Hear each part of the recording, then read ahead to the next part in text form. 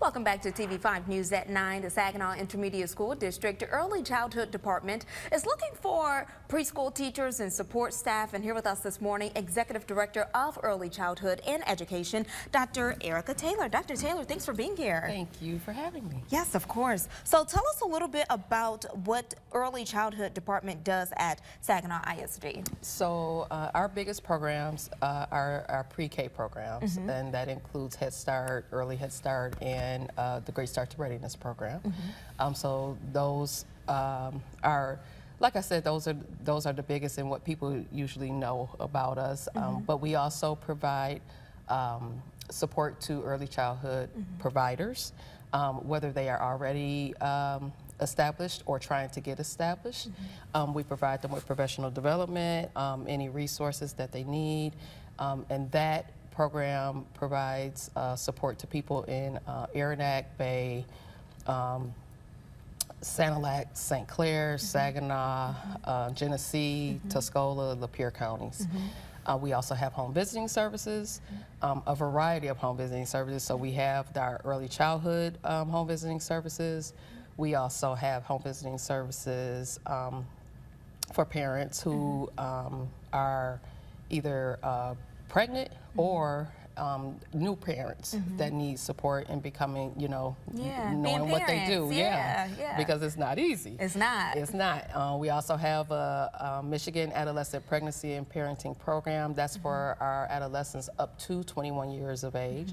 And for them, we provide support because they're young parents. So, not only are they new parents, but they're young. And so we provide supports to them.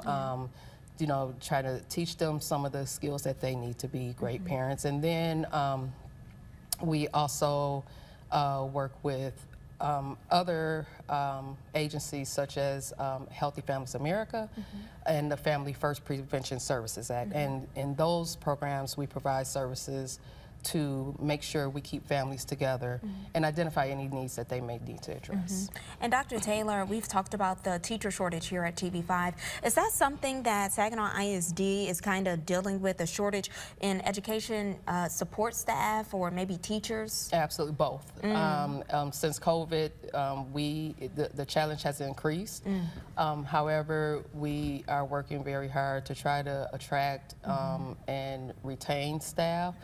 But it's hard because our program provides a lot of professional development, we provide a lot of support, and so sometimes we have staff who they get their training and get different credentials, and then they're ready to go to local school districts, which is great because they're still servicing our families and children right here in our community. But it definitely is continues to be a challenge. Yeah, and we heard recently to kind of get more teachers or recruit more teachers, you all recently increased salaries for preschool staff. Can you tell us a little bit about that? Yes. So our staffing, we recognize that one of the parts of that we really needed to work on was the increase in wages.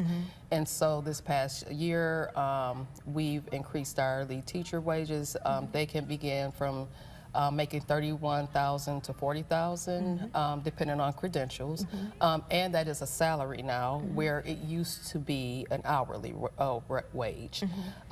We've also increased for our associate teachers as well. And again, so they're still making an hourly wage, but that it has increased by $2 to $3 per hour. And then we've also increased for our aides. Those are the three positions that we need the most. And so for our aide position, that position is also increased by a couple, $2 to $3 per hour, depending on, experience and what have you. But we've definitely increased wages. Like I said, our lead teachers, they can get paid year-round now instead of just hourly.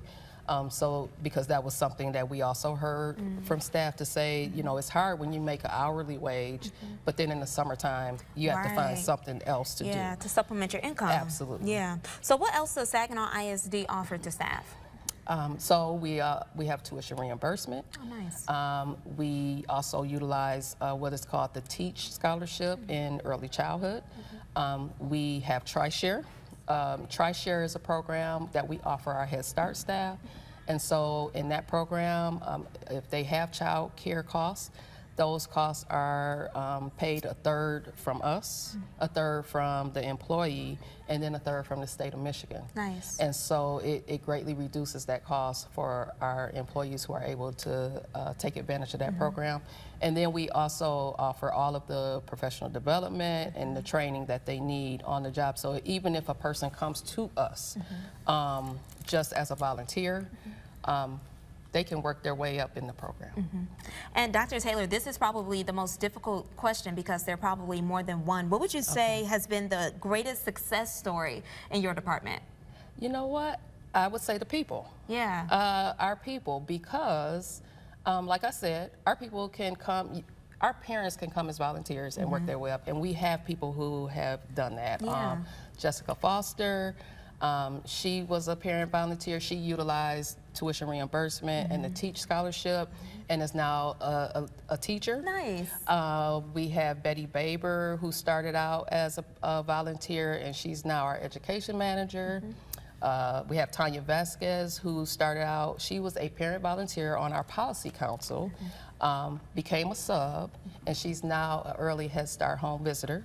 And then our own Sabrina Jackson, who is our director of early childhood and our director of Head Start, her children went through Head Start, and she started out as a secretary. And so when we look at people like that who have really, you know, they do exactly what we say we can do. Yeah. You know, they start out maybe just volunteering or working at a certain position and work themselves up, and it's wonderful to see. So I would say all of our people are our best. I guess it wasn't a hard question then. It was. You had a lot of great examples. Thank you. Well, Dr. Taylor, anything else you want to add? Just that if anyone is interested, I know sometimes when you're looking at a job posting and you may see what the requirements are, but if anyone has a passion or a desire to serve children, give us a call because we can work with you.